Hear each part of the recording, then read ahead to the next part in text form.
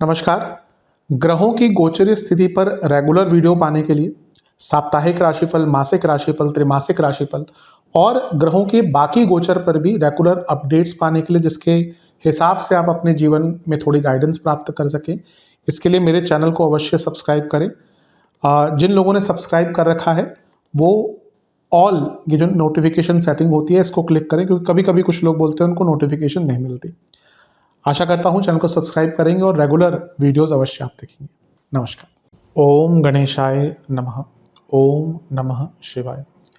मैं निखिल ज्योतिषाचार्य आप सभी का मेरे चैनल पर पुनः स्वागत करता हूँ। आशा करता हूँ कि आप सभी स्वस्थ होंगे। महादेव की कृपा आप सभी पर सदैव बनी रहे। ये वीडियो वृश्चिक यानी कि स्कॉर्पियो के लिए बहुत विशेष है, क्योंकि वीडियो है अप्रैल 2026 के मासिक राशिफल के बारे में। कैसा रहेगा अप्रैल का महीना वृश्चिक के लिए। जो मेरा मासिक राशिफल होता है वो प्रमुखतः जीवन की मुख्य चीज़ों पर आधारित होता है, जैसे कि सामान्य विश्लेषण, career, business, income, investment, love life, married life, students और सेहत। क्या प्रभाव रहेगा ग्रहों के गोचर का, ग्रहों की स्थिति का इन सारे एरियाज पर, यही विवेचना मैं अपने मासिक राशिफल में करता हूँ। यदि आपकी लग्न राशि या चंद्र राशि वृश्चिक है, दोनों ही देख सकते हैं इस राशिफल को, अलग अलग नहीं बन सकते। जहाँ से सूट और लेट ज़्यादा करता है वहाँ से देखिए। व्यक्तिगत तौर पे मेरा मानना है लग्न से देखेंगे तो अच्छा है, इनकेस नहीं पता है तो चंद्र राशि से भी इसको देख सकते हैं। शुरू करते हैं अत्यंत महत्वपूर्ण राशिफल का सामान्य विश्लेषण के साथ। सर्वप्रथम इस महीने के प्रमुख गोचर या कुछ जो पूर्णिमा और अमावस्या वाली तिथियाँ होती हैं या योग जो बनते हैं, तिथि की बात हम यहाँ पे नहीं करते, उनकी चर्चा कर लेते हैं। 1 तारीख को पूर्णिमा, 2 अप्रैल को मंगल मीन में यानी कि आपके पंचम भाव में, बुध मीन में आ जाएंगे 11, सूर्य मेष में आ जाएंगे पंचम से छठे भाव में। अमावस्या तिथि आपके छठे भाव में ही लगेगी 17 अप्रैल को। 19 अप्रैल को शुक्र आपके सप्तम भाव में आ जाएंगे। 30 अप्रैल को मेष में आ जाएंगे बुध, यानी कि जब यहाँ पे होंगे वहाँ से मेष में आ जाएंगे। ये मैंने लगा दी है डेट, क्योंकि जो आगे वाले सेक्शंस होते हैं कभी कभी शायद मैं डेट मिस कर देता हूँ, तो इसलिए कुछ लोग कंफ्यूज हो जाते थे, तो उनके लिए मैंने ये डेट्स लगा दी। सबसे पहले लग्न भाव पर नज़र डालते हैं। लग्न पर किसकी दृष्टि है? किसी की दृष्टि नहीं रहेगी 19 तारीख तक। उसके बाद शुक्र का प्रभाव आएगा, तो ये एक अच्छा भी होता। अगर लग्न पर किसी का प्रभाव नहीं होता तो व्यक्ति अपने प्रकृति के अनुसार जीवन जीता है, तो जो करना चाहते थे, जो करने की चेष्टा कर रहे थे, उसकी प्लानिंग के लिए, इम्प्लीमेंटेशन के लिए ये शुरुआती भाग जो है महीने का अच्छा है। पूर्णिमा लगेगी 1 अप्रैल को, यानी कि 11वें भाव में पूर्णिमा योग होगा। सूर्य से जब सप्तम में चंद्रमा होते हैं तो उसको पूर्णिमा योग कहते हैं। तिथि तो 1 दिन की होती है, 12 डिग्री की होती है मैथमेटिकली कहे। योग की बात करते हैं तो जब तक सूर्य चंद्रमा समसप्तक है तो वो पूर्णिमा योग रहेगा। कभी कभी होता है वो एक्सटेंडेड भी हो जाता है, कि जैसे चंद्रमा ने राशि बदली, अगले दिन सूर्य ने कर ली, तो कभी कभी पूर्णिमा योग 5 दिन का भी बन जाता है। तो इसलिए तिथि की बात नहीं करें, यहाँ पे हम पूर्णिमा योग की बात करें। तो 11वें घर में पूर्णिमा योग, यानी कि अचानक से पैसा, घर में पैसा, एसेट्स की वृद्धि, भाग्य की वृद्धि, पैसे का कोई काम, कोई लाभ का काम, कोई भौतिक कार्य अटक रहा था, वो महीने की शुरुआत में ही पूर्ण हो सकता है। इसके बाद 2 अप्रैल को मंगल का गोचर होगा और मंगल मीन में आ जाएंगे पंचम भाव में। लग्नेश हैं, उनका त्रिकोण में आना अच्छा ही होता है, राजयोग बनता है। और मंगल सूर्य कभी भी लग्नेश और दशमेश का मिलन होता है ना, तो इसको राज अधिकार योग भी कहा गया है, इसको राजयोग भी कहा गया है। यानी कि आपके पास अधिकार आते हैं, पावर आती है, अथॉरिटी आती है, तो ये एक अच्छी चीज़ है। लग्नेश और दशम का मिलन तो वैसे भी बहुत अच्छा होता है। मैं कई बार कुछ सूत्र बताते चलता हूँ अपने वीडियोज़ में। किसी भी कुंडली में अगर आप देखेंगे कि लग्न भाव और दशम का मिलन है और कोई बहुत बुरा दुर्योग नहीं है, तो वो व्यक्ति सफलता प्राप्त करता ही है। अब वो कितनी बड़ी सफलता है वो भाग्य प्रारब्ध पर डिपेंड करता है। मैं हमेशा ये कहता हूँ कि ये मत सोचिए कि कुंडली देखकर कोई सब कुछ बता सकता है।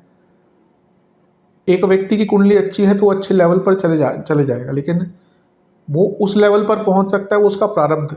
जैसे मैं हमेशा बोलता हूँ कि मोदी जी की अगर कुंडली कोई देखकर जब वो पैदा हुए थे तब कोई बता दे वो पीएम बनेंगे, कोई नहीं बता सकता था। बाद में हर कोई आके विवेचन कर देता है, अरे उनकी कुंडली में ये योग है, अरे उनकी कुंडली में ये योग है।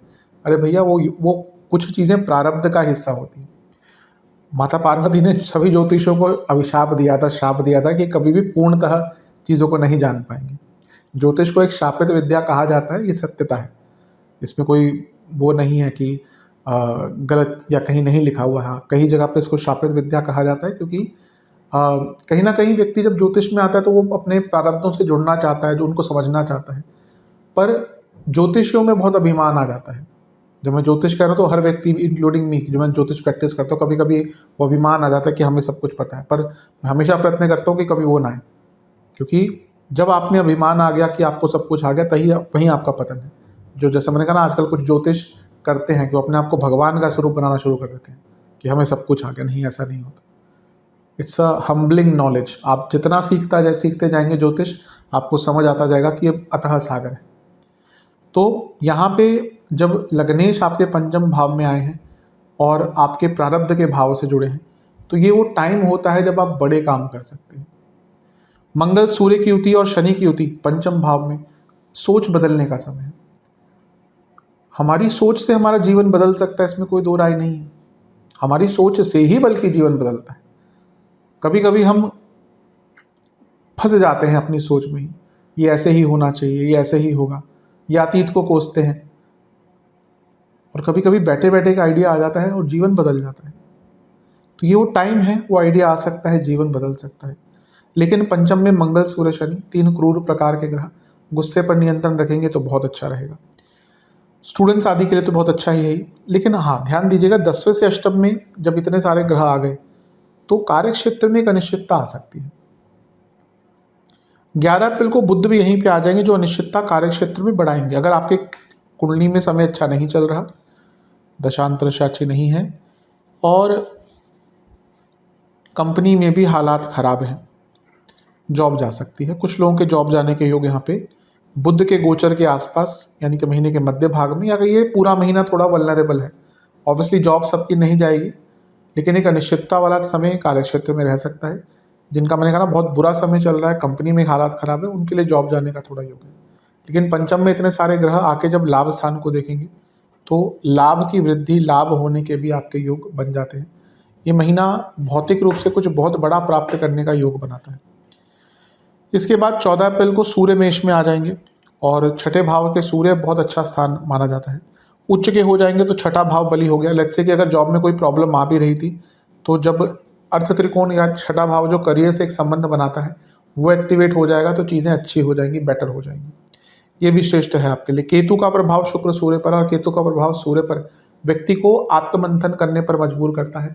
और क्योंकि छठा भाव है तो आप करियर को लेकर थोड़े सीरियस हो जाएंगे कि भैया कुछ बदलाव लाना है। आज का टाइम जो लोग जॉब कर रहे हैं, they have to be on their toes, क्योंकि चीज़ें बदल रही हैं।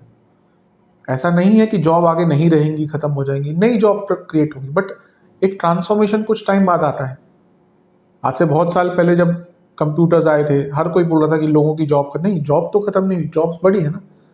तो अभी भी जो हो रहा है, हाँ, it will take some time, but अगर आप जॉब करते हैं इस टाइम में, ये ट्रांसफॉर्मेशन का टाइम है। मैं मंडेन लेवल पर कहूँ, जब भी शनि मीन में आते हैं और मीन से जब वो मेष में आते हैं, तो वह पूरा 30 साल का काल चक्र खत्म होता है। तो अभी वो टाइम है जब हम ट्रांसफॉर्मेशन के दौर पर है। मैं बहुत मंडेन में नहीं जाना चाहता, पर हम उस दौर पे हैं। काल चक्र की कुंडली या काल पुरुष की कुंडली देखें तो मेष से, यानी कि पहले भाव से 12वें भाव में शनि है। तो ये ट्रांसफॉर्मेशन ओवरऑल होता है, पावर शिफ्ट होती है, पावर टसल होता है, जो सब कुछ चल रहा है।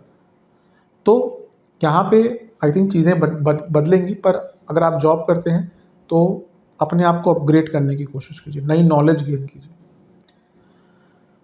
बहुत संभव है कि आप जो आप कर रहे हैं, कई लोग जो कर रहे हैं, हो सकता है आगे चलकर, जैसे कोडिंग है, कितनी चीज़ें हैं जो आगे शायद ऑटोमेटिक या एआई वगैरह सी होना शुरू हो जाए। तो नई चीज़ें आएंगी, लेकिन उसके हिसाब से अपने आप को ढालिए। अमावस्या योग भी 17 तारीख को पड़ रहा है, जब चंद्रमा और सूर्य साथ में होंगे। ठीक है, छठे घर का अमावस्या योग, लेकिन थोड़ा अपने गुप्त शत्रुओं से बच के रहिएगा। थोड़ी इंजरी आदि के योग बन जाते हैं छठे भाव में अगर अमावस्या योग बनता है। शुक्र वृषभ में आ जाएंगे, बहुत अच्छा है। 19 अप्रैल को मालव्य योग बनाएंगे, सप्तम में शुक्र, विवाह के योग बनते हैं इससे। और जब सप्तम में मालव्य योग बनेगा तो बिजनेस में भी बहुत लाभ मिलता है। और एक शुभ ग्रह एक अच्छी अवस्था में जब लग्न को देखता है तो शुभता भी बढ़ती है। 30 अप्रैल को बुध मेष में आ जाएंगे। छठे घर के बुध कोई बहुत बुरे नहीं होते, छठे घर के बुध को बहुत बुरा नहीं माना जाता। काल पुरुष की कुंडली में यहाँ पे उच्च के होते हैं। और लाभेश है, उपचय भाव के स्वामी उपचय भाव में है, अष्टम के स्वामी छठे में है, तो विपरीत राजयोग। तो महीने का अंत जाते जाते किसी बड़ी दुविधा से आपको निकाल कर जाएगा। तो ये महीना वैसे मैं देखूँ तो अच्छा है। आई थिंक पिन पॉइंट करूँ तो गुस्से पर नियंत्रण और कार्य क्षेत्र में निश्चितता को संभालिएगा। विशेष प्रेडिक्शन, ये महीना ऐसा है कि जहाँ पे ना कभी कभी होता है ना, हम 2 कदम आगे बढ़ते हैं 3 कदम पीछे चले जाते हैं, वो बैक एंड फोर्थ चलता रहता है जीवन। वो कोई भी सिचुएशन आपकी ऐसी चल रही है उससे निकलने का मौका मिलेगा। कॉन्शियस रहिए क्या चल रहा है आसपास, और थोड़ा ग्रेटिट्यूड रखिए। कभी कभी वृश्चिक वाले लोग ना थोड़े से, क्या बोलूँ मैं आपकी ना, थोड़ा डोमिनेटिंग तो होते हैं, सही शब्द मुझे मिल नहीं रहा, मे बी थोड़े से अपने आप को ना ओवर एसर्ट करते हैं। ये महीना वैसा नहीं है, ओवर डोमिनेट करते हैं लोगों को, ये महीना वैसा नहीं है। थोड़ा ग्रेटिट्यूड रखिएगा, gratitude goes a long way. अगर आपके व्यक्तित्व में ग्रेटिट्यूड है, हम्बलनेस है, it will help you somewhere. बुरा टाइम आता है, अच्छा टाइम आता है, अच्छे टाइम में आपके एटीट्यूड को लोग देख लेंगे, जब बुरा टाइम आता है ना नहीं देखते। समय की यही तो एक फितरत है ना कि बदलता है। एक शेर है कि समय की फितरत है कि वो भी आदमी सा है, तो समय बदलता रहता है। तो हम्बल रहिए। ये महीना ऐसा है कि जब आप थोड़ा सा गुस्सा दिखाएंगे, एटीट्यूड दिखाएंगे, वो आपके अगेंस्ट जाएगा। वैसे तो हमेशा ही हम्बल रहना चाहिए, लेकिन इस महीने एटलीस्ट, क्योंकि वृश्चिक वाले थोड़े से ओवर असर्टिव हो जाते हैं, इस पर कंट्रोल कीजिएगा। यात्रा के योग बन रहे हैं इस महीने, बदलाव का मौका, अपने आप को बदलने का मौका, स्पेशली कार्य क्षेत्र में अपने स्किल लेवल को बढ़ाने का मौका मिलेगा। ये महीना ऐसा है जहाँ पे आप अपने आप को बेटर कर सकते हैं। You can become a better version of your self. बुरा महीना नहीं कहूँगा, एक कह सकते हैं कि हीलिंग का महीना है, अपनी कमिटमेंट्स पर काम करने का महीना है, नई शुरुआत का महीना है, आप अपनी डायरेक्शनलेस जीवन को एक डायरेक्शन देने का महीना है। तो उपयोग कीजिए इस महीने का, बहुत अच्छा महीना। करियर की तरफ चलते हैं। जैसा मैंने थोड़ा सा हिंट दिया है सामान्य विश्लेषण में, थोड़ा केयरफुल रहिएगा इस महीने। 10वें घर में केतु हैं, ठीक है, थोड़ी प्रॉब्लम तो चलती ही है अब, लेकिन केतु तो एक ऐसे ग्रह हैं जो बहुत लंबे टाइम तक रहते हैं, लेकिन एक असहजता आ जाती है, सीखने को बहुत कुछ मिलता है। सबसे महत्वपूर्ण चीज़ ये है कि अगर हम यहाँ पे बात करें तो मंगल का प्रभाव 10वें घर पर 2 तारीख तक रहेगा। उसके बाद मंगल आपके पंचम भाव में आ जाएंगे। हाँ, पूर्णिमा योग 1 तारीख को है, तो कुछ पैसा वगैरह रुका हुआ था या कुछ इंसेंटिव वगैरह इस महीने मिल सकते हैं, बहुत संभावना है। जैसा मैंने सामान्य में कहा था कि मंगल का पंचम में आना, ये 10वें से अष्टम है, और यहाँ पे उग्रता की बात मैंने करी थी, तो वो करियर में भी इम्प्लाय होगा, तो थोड़ी उग्रता पर नियंत्रण रखिएगा। और बुध भी यहीं पे आ जाएंगे। अब 10वें से किसी भी भाव से अष्टम में इतने ग्रह का आना उस भाव को अनिश्चितता प्रदान करता है, ये ज्योतिष का सूत्र है। ऐसा नहीं है कि सफलता नहीं मिल सकती। अमिताभ बच्चन जी के अष्टम भाव में ही कई ग्रह बैठे हैं, आज कहाँ पे है वो, पर क्या जीवन सरल रहा? नहीं। ऐसा भी टाइम उन्होंने देखा जहाँ पे सब कुछ बिक गया था, then he made a comeback. उसके भी योग होते हैं, उसकी भी, फिर मैं कहूँगा कि ऐसा नहीं कि योग से ही प्रारब्ध बहुत बड़ी चीज़ है, लेकिन ये सिर्फ समझाने के लिए है कि 10वें से अष्टम में जब इतने ग्रह आ रहे हैं तो करियर में अनिश्चितता आ सकती है। जॉब जाने के योग कुछ लोगों के बनेंगे जिनका समय बहुत खराब चल रहा है। कोई वक्री ग्रह की अंतर्दशा प्रत्यंतर चल रही है, मिथुन बुध की चल रही है, केतु की चल रही है, बृहस्पति जो बहुत पीड़ित है कुंडली में उनकी चल रही है। ये क्योंकि इसको देखकर नहीं बताया जा सकता, क्योंकि ना बाकी बहुत चीज़ें होती हैं, दशांश कुंडली, नवांश कुंडली देखनी पड़ती है। उसके साथ ही आपको ग्रहों की स्थिति, ग्रहों की उनका बल देखना पड़ता है। लेकिन क्योंकि हम सामान्य तौर पर ही बात कर सकते हैं, तो ये देखिए भैया कि आपके आसपास समय कैसा चल रहा है, आपका समय इस टाइम कितना सरल और कितना मुश्किल चल रहा है। अगर सरल चल रहा है, कंपनी में कोई हालात ख़राब नहीं है, तो डरने की आवश्यकता नहीं। पर आपका जीवन ऑलरेडी बहुत कठिन चल रहा है, यानी कि कोई बुरा समय चल रहा है अंतरशा, और कंपनी में भी ले ऑफ्स हो रहे हैं, तो थोड़ा केयरफुल रहिएगा। सूर्य का मेष में आना थोड़ा चीज़ों को संभाल लेगा 14 अप्रैल को, बल देगा, हिम्मत देगा। अमावस्या योग बनेगा 17 तारीख को। यहाँ पे ना थोड़ा कम्युनिकेशन प्रॉब्लम, बॉसेस से प्रॉब्लम 17 तारीख के आसपास, और लैक ऑफ फोकस ये तंग कर सकता है। कुछ शत्रु आपको यहाँ पे ऑफिस में तंग करेंगे, गुप्त शत्रु। शुक्र वृषभ में आ जाएंगे। अगर सब कुछ ठीक रहा हो, जैसे मैंने कहा आपके कंपनी में हालात सही चल रहे हैं, तो महीने के इस भाग के बाद कुछ लोगों के प्रमोशंस भी हो सकते हैं। अगेन मैं सबको नहीं समझा सकता, क्योंकि कुछ लोग ऐसी चीज़ बोलते हैं, एक तरफ आप बोल रहे हैं कि जॉब चली जाएगी, एक तरफ आप बोल रहे हैं प्रमोशन हो जाएगी। नहीं समझ सकते तो मैं नहीं समझा सकता, क्योंकि मैंने ये बहुत स्पेसिफिकली बोला है कि जॉब बहुत कम लोगों के जाने के चांसेस है। कुछ लोगों की आदत होती है, मैं उसको ठीक नहीं कर सकता, क्योंकि ये सामान्य विश्लेषण है, मैं किसी की कुंडली नहीं देख रहा। तो यहाँ पे अगर आपकी कुंडली में सब कुछ सही चल रहा है, आपके कार्य क्षेत्र में सब कुछ सही चल रहा है, तो 19 तारीख के बाद आपका प्रमोशन का योग बहुत अच्छा बन रहा है।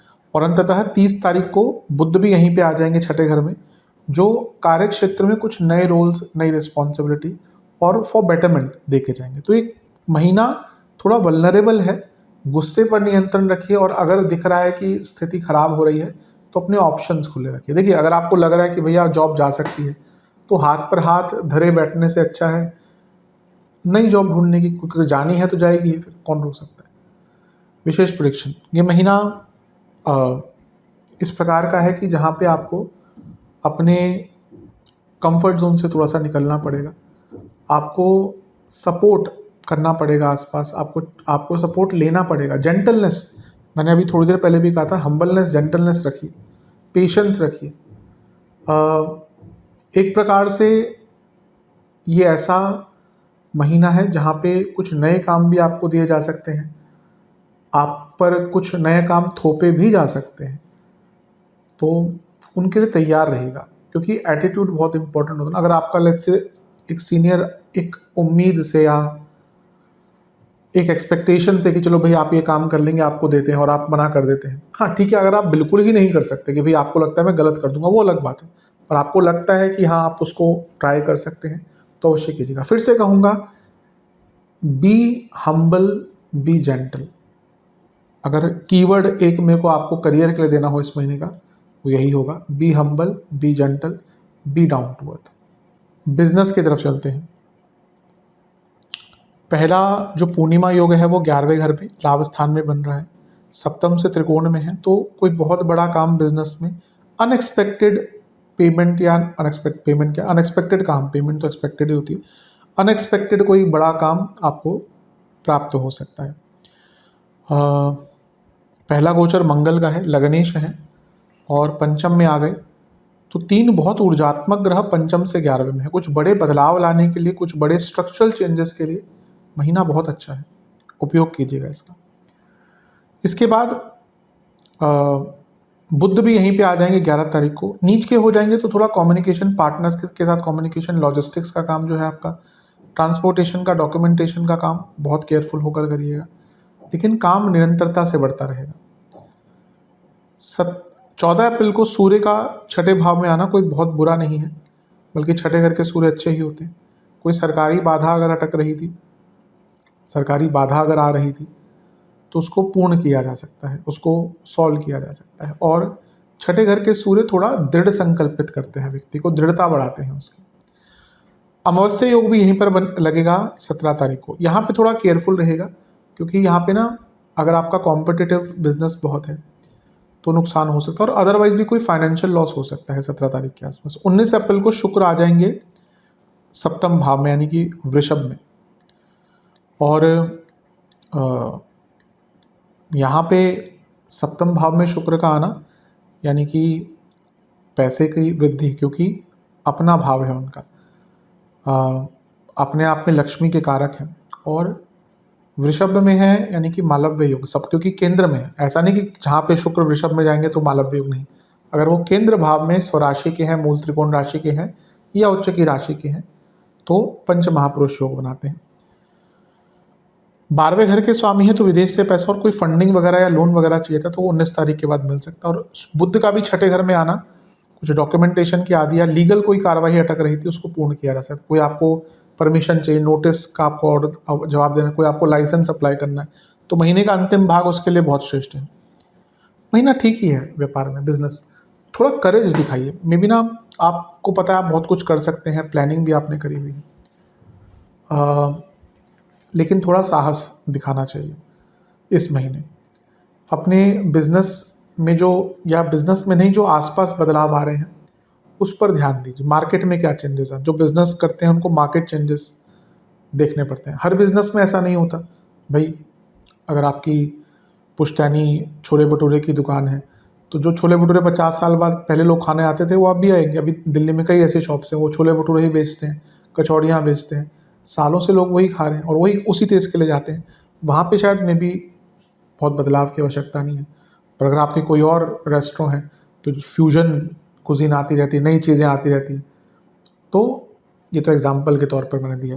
तो जो मार्केट चेंजेस आ रहे हैं, अगर आपका बिजनेस उस कैटेगरी का है जिसमें चेंजेस आ सकते हैं या आते रहते हैं, तो मार्केट को स्टडी करिए इस महीने। महीना अच्छा है, बुरा नहीं कहूँगा। पैसा भी आएगा। थोड़ा सेक्रीफाइस कीजिए अपने आवर्स को बिजनेस के लिए। अभी लगता है कि मन बहुत जगहों पे भाग रहा है, ये भी करना है वो भी करना है। मन का तो काम ही भागना है, मन से बड़ा बहरूपिया ना कोई। तो मन तो बहरूपिया है, वो तो भागता ही है ना, उसको ये भी चाहिए वो भी चाहिए, चाहिए तो बहुत कुछ। पर पहला दायित्व अगर आप बिजनेस करें तो बिजनेस है, वो आपकी कर्मभूमि है, वहाँ से आपके घर का अन्न चलता है। तो बिजनेस पर पहला फोकस, ज़्यादा आवर्स, मैक्सिमम आवर्स बिजनेस पर। हाँ, फिर जो बचा वो फिर बाकी चीज़ों में जो भी आप करते हैं उसमें डिवोट कर सकते हैं। पैसा आराम से आएगा इस महीने, ये तो दिख रहा है। चलते हैं इनकम, इन्वेस्टमेंट और एक्सपेंसेस। तो पैसे के लिए तो महीना अच्छा, मैं बता भी चुका हूँ। शुक्र भी लगने को देखेंगे। आपके जो धनेश हैं यानी कि बृहस्पति, वो मार्गी हो चुके हैं। लाभ स्थान को इतने ग्रहों का प्रभाव रहेगा, पैसा आएगा। इन्वेस्टमेंट शुरुआती 10 दिन बहुत अच्छे नहीं है, बीच के 10 दिन अच्छे हैं, अंतिम 10 दिन तो बहुत अच्छे हैं। खर्चे, आई थिंक आप एक ऐसे स्टेज में जहाँ पे चीज़ों को एक्सप्लोर कर रहे हैं, कुछ नया करने का प्रयत्न कर रहे हैं, उस पर खर्चा होगा। अपने आपके लाइफ पार्टनर या गर्लफ्रेंड बॉयफ्रेंड जो भी हैं उन पर थोड़ा सा खर्चा है, उनके लिए कुछ स्पेशल करने का प्रयत्न करेंगे। घर के ब्यूटिफिकेशन, लग्जरी आइटम्स, दिखावे की चीज़ों पर खर्चा होगा। वाहन है अगर आपके घर पर, बहुत बड़ा खर्चा होता हुआ दिख रहा है। मध्य भाग के बाद से थोड़े से मिस्टीरियस खर्चे, मतलब कि जिनको आपको पता ही नहीं पैसा कहाँ जा रहा है, बहुत ज़्यादा खर्चे होने शुरू हो जाएंगे। महीने के अंतिम भाग में आप अपनी हेल्थ को बेटर करने के लिए कुछ खर्चे करते हुए दिख रहे हैं।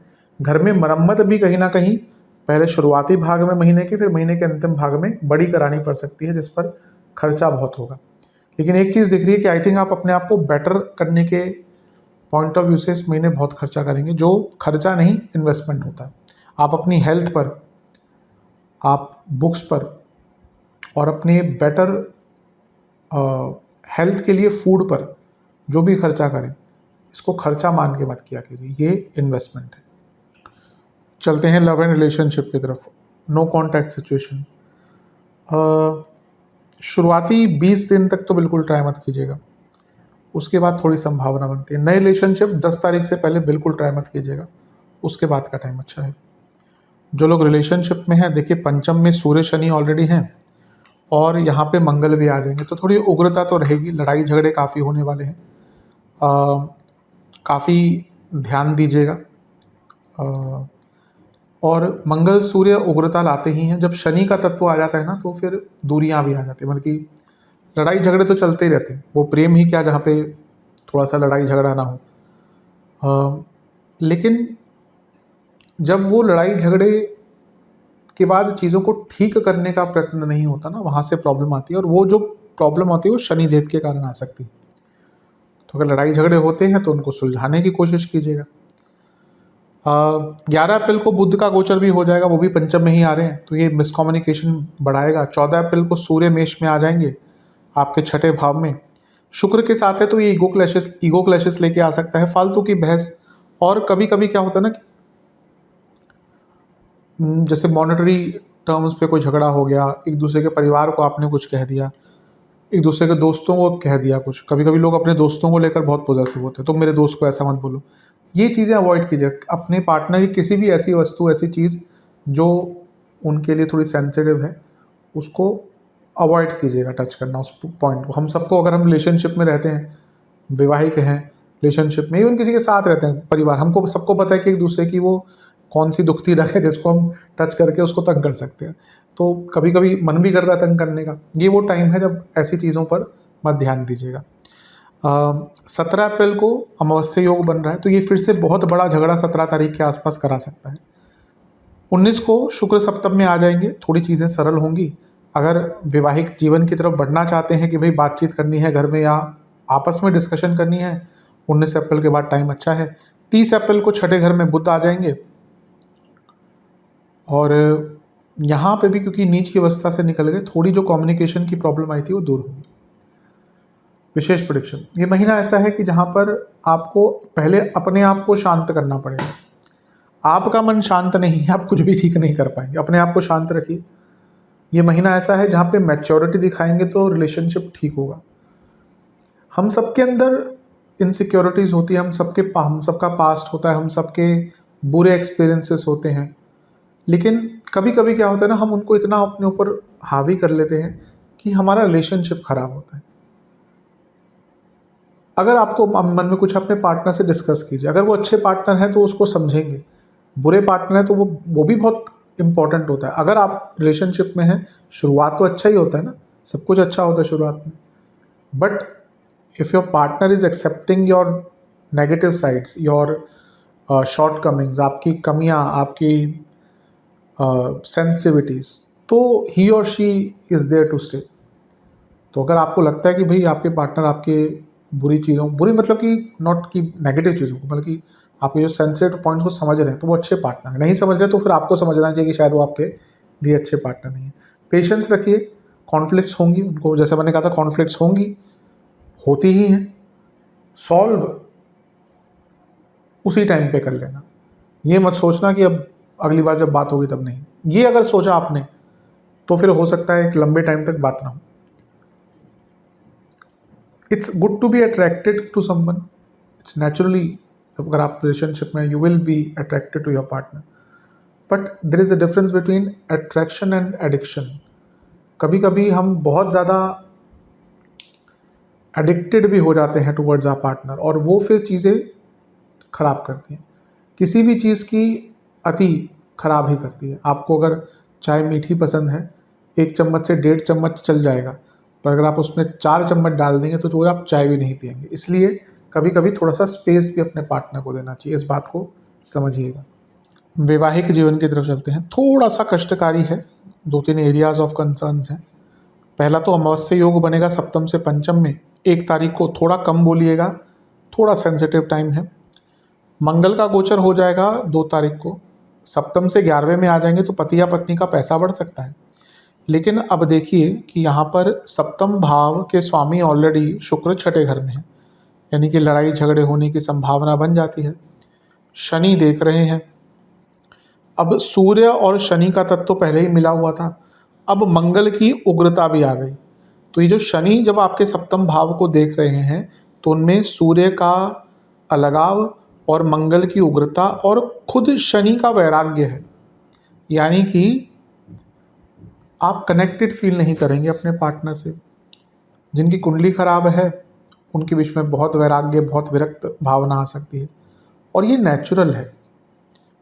आप हमेशा किसी के साथ अटैच्ड फील नहीं कर सकते, हमेशा मतलब कि 24 घंटे हर दिन। कभी कभी ऐसा आता है कि नहीं बात करने का मन करता।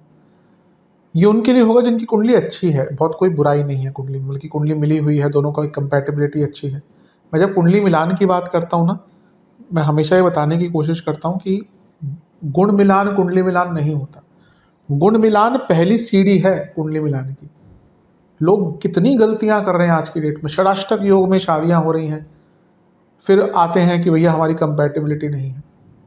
नवांश कुंडली में बिल्कुल कंपैटिबिलिटी नहीं है। नवांश कुंडली मैं क्या ही बोलूँ, आजकल लोग कंसल्टेशन के दौरान हमें हमारी नवांश कुंडली पढ़ के बता दीजिए। अरे भैया, कोई भी वर्ग कुंडली अकेले से नहीं पढ़ी जाती, it has to be read in terms of your D1 यानी कि जो आपका प्रथम लग्न चार्ट है उससे निकली हुई है वर्ग कुंडलियाँ। अब जो पढ़ा रहे हैं आजकल 3 दिन में ज्योतिष सिखाते हैं ना, वेबिनार्स हो रहे हैं, 2 घंटे में आप ज्योतिष बन जाइए, 3 घंटे में, 3 दिन में। कोई भी वर्ग कुंडली इंडिविजुअली नहीं पढ़ी जाती, वो आपकी लग्न कुंडली का है एक उससे निकला है नवम आंश, नवांश, दशम आंश, दशांश। तो टॉपिक पे था मैं कुंडली मिलान, तो जो कुंडली मिलाने की कोशिश करते हैं तो पूरी तरह से कुंडली मिलान किया कीजिए। अब यहाँ पे हम वापस आते हैं, तो जिनकी कुंडली अच्छी नहीं मिली यानी कि कंपैटिबिलिटी अच्छी नहीं है, तो उनके लिए बहुत मुश्किल समय हो सकता है, लड़ाई झगड़े भयंकर हो सकते हैं। इवन ऑलरेडी आप उस सिचुएशन में कि भाई डाइवोर्स वगैरह तक बातें पहुँच चुकी है, तो हो सकता है कुछ लोग डाइवोर्स की तरफ जाएँ, क्योंकि बुध नीच के हो रहे हैं और वो शनि के साथ फिर से जुड़ जाएंगे। तो ये नीच के बुध का, यानी कि बुध क्या है, अदालती कार्रवाइयाँ, एडवोकेट्स, जो नोटिस जाते हैं वो बुध है। तो ये सारी चीज़ें इस महीने बढ़ सकती हैं। 14 अप्रैल को सूर्य का छठे घर में आना, शुक्र के साथ बैठना, जो ऑलरेडी सप्तम से अच्छा नहीं है। हाँ, जब शुक्र सप्तम में आ जाएंगे 19 तारीख के बाद, तो जो लड़ाई झगड़े चल रहे थे कम होंगे, थोड़ी सी वैराग्य जो चल रहा था कम होगा, और मे बी अगर बचाई जा सकती है शादी तो 19 तारीख के बाद का टाइम अच्छा है। बुध भी निकल जाएंगे 30 तारीख को, तो यहाँ से भी मिसकम्युनिकेशन कम होगी। तो अगर आपको वैवाहिक जीवन को बचा के रखना है तो 19 तारीख तक का टाइम, 19 तारीख तक का वेट कीजिए। विशेष प्रेडिक्शन, हाँ, कुछ लोग जो एकदम अंत तक पहुंच चुके थे ना, हो सकता है डाइवोर्स की तरफ जाएं इस महीने। क्वेश्चंस पूछिए अपने पार्टनर से, आपके मन में कोई दुविधा, कभी कभी होता है ना कि अपने आप ही मन में बना लिया कि हाँ ये इंसान गलत है, इसने गलती करी। बातचीत कीजिए, पॉइंट ऑफ व्यू लीजिए एक दूसरे का। एक्सपेक्टेशन ज़्यादा मत रखिए। कम्युनिकेशन बेटर कीजिए, एक दूसरे की इच्छाओं को समझिए। फेक प्रोमिसेस मत कीजिए, ये कर लेंगे वो करेंगे, नहीं, जो कर सकते हैं वो करिए। अधिकतम शादियां यही खराब होती हैं, पहले तो ख्वाब दिखाते हैं कि ये करेंगे वो करेंगे, यहाँ का ऐसा करेंगे, वह घूमने जाएंगे, फिर चीज़ें नहीं होती। प्रैक्टिकल रहिए कि भाई अभी नहीं जा सकते घूमने, मना कर दो कि अभी टाइम नहीं है, अभी पैसा नहीं है, जब आएगा कल को बेटर चीज़ें होंगी, थोड़ा सेविंग हो जाएगी, छुट्टी मिल जाएगी, जाएंगे आराम से। फेक प्रॉमिस दे दी, हाँ अगले महीने चलेंगे, पता ही नहीं कि अगले महीने में क्या होना है। तो इन चीज़ों से बचिए, ये वैवाहिक जीवन को टेम्परली संभाल सकती है, लॉन्ग टर्म में ये और ख़राब करती है। थोड़ा सेल्फ हीलिंग पर ध्यान दीजिए। सेल्फ हीलिंग आज के टाइम में बहुत इंपॉर्टेंट है, हमें पता ही नहीं होता, हम अपने आप को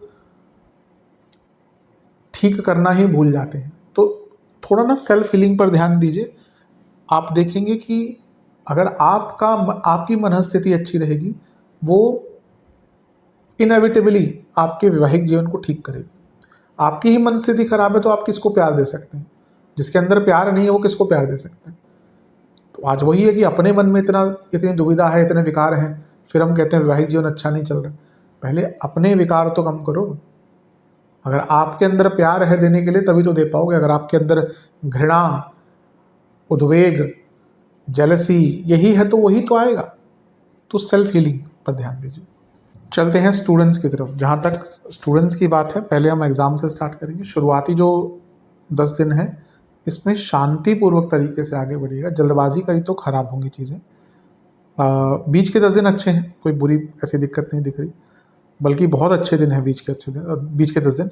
हाँ, यहाँ पे थोड़ा अपने पढ़ने की शैली में बदलाव लाएगा। अंतिम 10 दिन में मेंटल एग्जॉस्शन दिख रही है।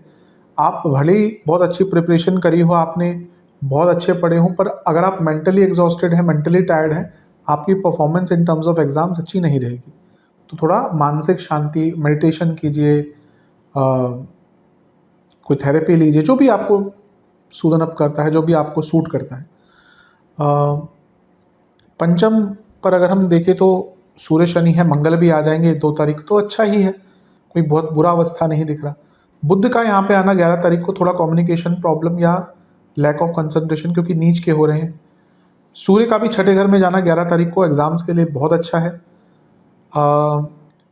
अमावस्या योग पड़ेगा 17 तारीख को, यहाँ पे थोड़ा ध्यान दीजिएगा, क्योंकि थोड़ा रिबेलियस नेचर, थोड़ा गुस्सा, और उसके कारण अपनी चीज़ों को ख़राब करेंगे। और इसके बाद अगर हम देखें तो बुध भी नहीं, पहले शुक्र चले जाएंगे आपके सप्तम भाव में।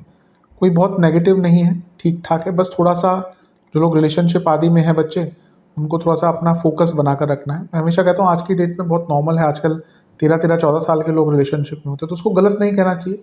अगर समय बदला है, समाज बदला है, तो हम समाज का हिस्सा हैं, तो उसको गलत कहना कि हमारे ज़माने में ऐसा नहीं होता था, ऐसा नहीं है। चीज़ें बदलती हैं, उसको एक्सेप्ट करके आगे बढ़िए। आजकल बच्चों के पास इन्फॉर्मेशन सारी होती है, सब कुछ उनको पता होता है। तो हाँ, ये मैं कहता हूँ कि it's too much of information to get at their tender age, पर ठीक है, चीज़ें वैसे ही हैं। पर अगर आप रिलेशनशिप में हैं तो उसको अपने जीवन का आधार ना बना लें। आप एक स्टूडेंट हैं इस टाइम पे, तो जो एक्स्ट्रा टाइम मिलता है केवल वही उस चीज़ पर डिवोट कीजिए। और जैसे सप्तम में शुक्र आते हैं, कभी कभी थोड़ा सा ना सोशल लाइफ भी बढ़ जाती है। अगेन वो बुरी नहीं है, लेकिन इन लिमिट्स। और बुध का गोचर 30 तारीख को हो जाएगा। बुधादित्य योग बन रहा है, तो ठीक है, ये भी अच्छा ही है। आई थिंक बस 17 तारीख के आसपास और 11 तारीख के आसपास थोड़ा सा मेंटल फोकस, विशेष परीक्षण, ट्रस्ट बढ़ाइए। आसपास के बच्चे, आसपास के को स्टूडेंट्स का नज़रिया देखिए। कहीं कुछ ऐसे तो नहीं जो आपसे बहुत चिढ़ते हैं और आपका काम खराब करते हैं, कहीं आपका टाइम वेस्ट करवाते हैं। बहुत संभावना ऐसी दिख रही है। स्ट्रेस हैंडलिंग पर ध्यान दीजिए और अपने मेंटल हेल्थ पर ध्यान दीजिए। शांत रहिए, थोड़ा सा एक्स्ट्रा करिकुलर एक्टिविटीज़ पर ध्यान दीजिए, और जो भी करें वो इंटेंसिटी के साथ करें। 6 घंटे पढ़ने की आवश्यकता अगर लगती है तो करिए, लेकिन अगर आपको लगता है कि 3 घंटे में फुल इंटेंसिटी के साथ पढ़ सकते हैं तो 3 घंटे ही पढ़िए। तो 6 घंटे 7 घंटे आप कुछ भी नहीं पढ़ रहे, टाइम वेस्ट कर रहे हैं, वो पढ़ना नहीं होता। तो जो भी करें विद इंटेंसिटी एंड इंटेंट करिए। सेहत की तरफ चलते हैं। जहाँ तक सेहत की बात है, ये महीना जिनको cardiac issues, blood disorders, skin disorders, हड्डियों के रोग, इंटेस्टाइन से जुड़ी प्रॉब्लम और हार्मोनल प्रॉब्लम्स हैं, उनके लिए परेशानी होगी। जिनको कोई प्रोस्टेट या यूट्रस की प्रॉब्लम, ऑब्वियसली यूट्रस महिलाओं में, प्रोस्टेट पुरुषों में की दिक्कत रहती है, उनके लिए भी थोड़ा कष्टकारी महीना है। शुरुआती 10 दिन में जैसा मैंने कहा, हृदय संबंधित रोग, एनर्जी थोड़ी सी अप एंड डाउन रहेगी, स्पेशली जिनको शुगर आदि की दिक्कत है, क्योंकि उनको ये दिक्कत आती है। Infection, sudden infections, skin disorders, anxiety. बीच के 10 दिन में बीपी,